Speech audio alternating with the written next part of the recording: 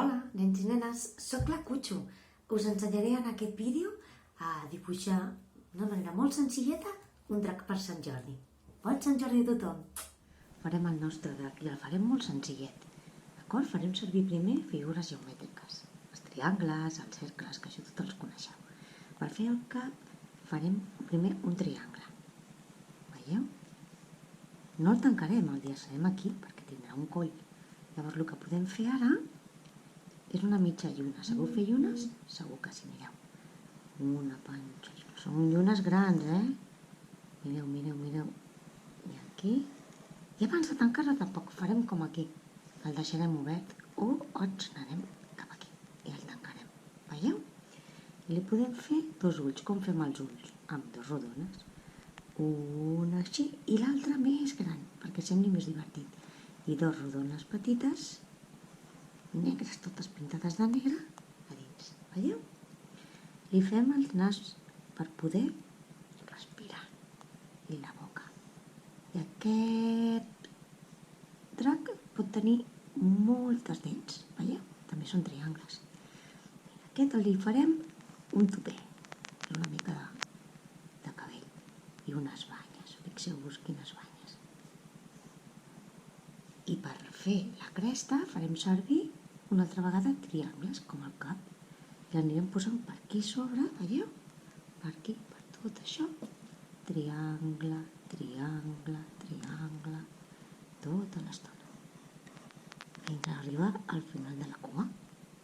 Quan tenim això, mireu, a la cara també li podem posar les celles. Les celles les pintarem així fortes. I fora dels ulls. I unes pestanyes. Així tot divertit. Tampoc sabem si és un drac o una dragona, Llavors farem les manetes, veieu? Amb unes urpetes i unes ungles. I per fer els peus aquí farem dos pals, veieu?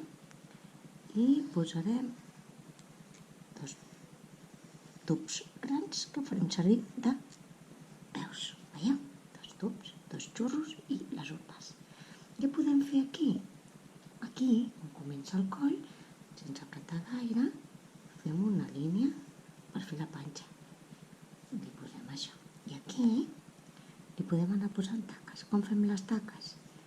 Doncs no ben bé rodones, perquè no cal que siguin totes igual, però podem anar fent així. Veieu?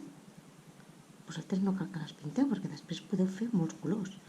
A més, podeu fer dracs vermells amb la cresta de color negre, dracs verds amb la cresta de color vermell, dracs morats amb la cresta de color taronja. Podeu anar fent dels colors que vulgueu. No ho faré, ara no. I aquest drac pot tenir a la mà, doncs mira, li ficarem un llibre. Veieu? Un llibre, perquè és un drac de Sant Jordi, que llegirà molt. I li fico aquí dos galtones. Doncs apa, ja teniu el vostre drac molt senzillet. D'acord? Doncs vinga, petonets a tots.